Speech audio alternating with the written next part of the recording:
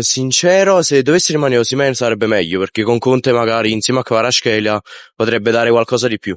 No, assolutamente no. Perché? Non è un calciatore da doppia cifra.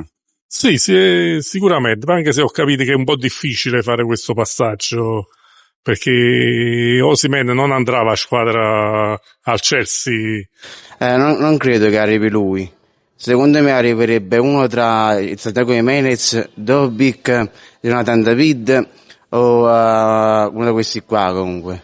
È giusto perché c'ha Conte che lo conosce bene e quindi può fare la differenza veramente. A me piace soprattutto per il modulo che fa Antonio Conte.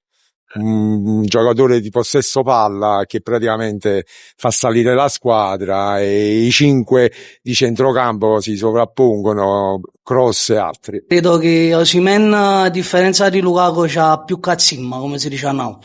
Mentre Lukaku sì, è un giocatore tecnico, ma a me piace più assai Osimhen. Lukaku non è il migliore sostituto per Osimhen.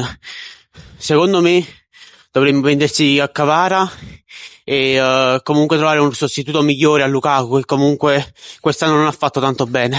Mica tanto. Perché? Perché mi piaceva più tenere Osimhen. Sì, verrà.